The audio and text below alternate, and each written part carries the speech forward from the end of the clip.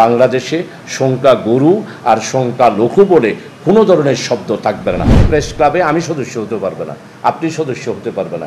একটা সিন্ডিকেটের মাধ্যমে মেম্বারশিপ দেওয়া হয়, এটা কেমন হতে পারে?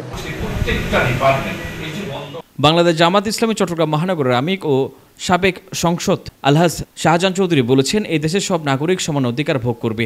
এখানে কেউ সংখ্যাগুরু নয়, সংখ্যালঘু নয়, সবাই সমান। সবাই টুপি পড়তে হবে, দাড়ি রাখতে হবে, জুব্বা পড়তে হবে।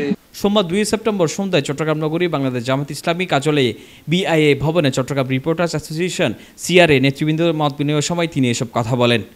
আর আমাদেরকে যে সাম্প্রদায়িক, অর্থাৎ আমরা হিন্দু বিদ্বেষী, হিন্দুস্তান বিদ্বেষী, এই ব্যাপারে স্পষ্ট কথা হলো আমিরি জামাতের, বাংলাদেশে সংখ্যা গুরু আর সংখ্যা লঘু বলে কোনো ধরনের শব্দ থাকবে না।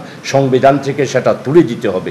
আমরা সবাই বাংলাদেশের নাগরিক, সেই হিন্দু হোক, সেই বুদ্ধ হোক, সেই খ্রিস্টান হোক, সেই মুসলমান হোক, যে আমাদের সংখ্যা গুরু আর সংখ্যা লঘু বলতে আর কোনো সম্প্রদায়। জামাত ইসলামী কখনো গণমাধ্যমে কোনো হস্তক্ষেপ করবে না বলে জানান তিনি।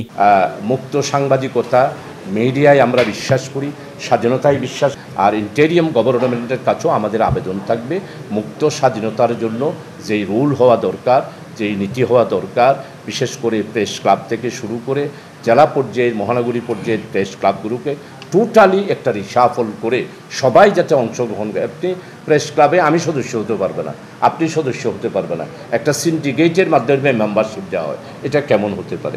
আপনার মালদ্বীপের মতো একটা জায়গায় যেখানে মৌজু ক্ষমতায় গেছে, সেখানে পর্যন্ত সাংবাদিকদের যে স্বাধীনতা, আর আমাদের মতো একটি দেশ, 20 কোটি মানুষের দেশ, আয়তনে ছোট হতে পারে, মানুষ হিসাবে তো বৃহত্তর একটি দেশ, দ্বিতীয় বৃহত্তম মুসলিম দেশ, কিন্তু আমরা তো সেটা পারতেছি না। অবশ্যই জামাত গেলে ইনশাআল্লাহ সাংবাদিকতার জন্য আলাদা রুল হবে, রেগুলেশন হবে, এবং মুক্ত স্বাধীনতার জন্য যা করা দরকার।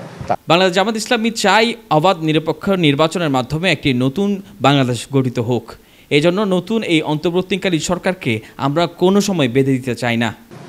আমিরি জামাত স্পষ্ট করে বলেছেন এটা সময়ের ব্যাপার, এবং তারা ক্ষমতায় এসেছে। আমরা অন্য দলে কিভাবে চাইতেছি, কি 1 বছর, কি 2 বছর, আমরা এগুলো সময় কোনো বাইন্ডিং আমরা দেব না।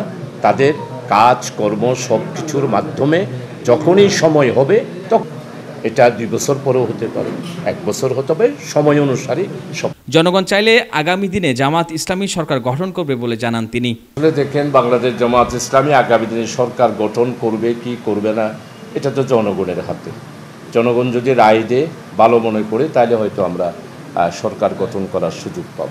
তবে এখন ইন্টেরিয়াম গভর্নমেন্ট যারা আছে, তাদের উপরে জামাত ইসলামের আলহামদুলিল্লাহ একটা মোটামুটিভাবে একটা সম্পর্ক, বিশেষ করে এই গত বৈষম্য বিরোধী আন্দোলন থেকে এই পর্যন্ত জামাত যেই ত্যাগ, তিতিক্ষা এবং সহযোগিতা যেটা দেখিয়েছে, সমস্ত প্রশাসনের কাছে, সিভিল, পুলিশ, এমনকি সেনাবাহিনী, সবাই এটা বলতে বাধ্য হচ্ছে যে বাংলাদেশকে যদি পরিবর্তন করতে হয় এবং কারো জনগণকে যদি সত্যিকার অর্থে মুক্তি দিতে হয়, তাহলে একটা পার্টি পারবে, সেটা জামাত। মতবিনিময় সময় বক্তব্য রাখেন সংগঠনের সাধারণ সম্পাদক ও মিডিয়া এক্সপ্রেসের সম্পাদক নুরুল আমিন খোকন, সংগঠনের সিনিয়র সহসভাপতি আজিজুর রহমান আজিজ, সহসভাপতি রাজু আহমেদ, যুগ্ম সাধারণ সম্পাদক মোহাম্মদ বেলাল উদ্দিন, সাংগঠনিক সম্পাদক মোহাম্মদ রুবেল, দপ্তর সম্পাদক আশরাফ, প্রচার সম্পাদক সাইফুদ্দিন রমিজ সহ সিআরের অন্যান্য নেতৃবৃন্দরা। পরে বাংলাদেশ জামাত ইসলামী চট্টগ্রাম মহানগরের আমির ও সাবেক সংসদ আলহাজ শাহজাহান চৌধুরীকে চট্টগ্রাম রিপোর্টার্স অ্যাসোসিয়েশনের সিআরের পক্ষ থেকে শুভেচ্ছা স্মারক প্রদান করা হয়। Desk report, media express.